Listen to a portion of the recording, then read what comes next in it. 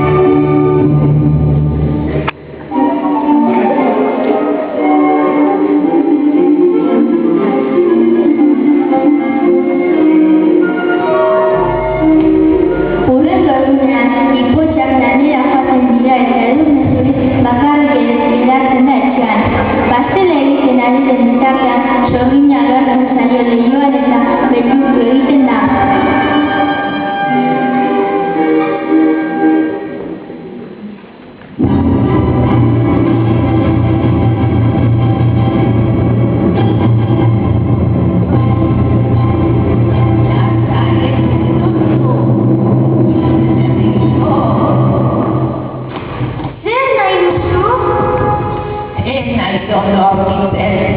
Zara zaiteke zure etxean. Bai, noski.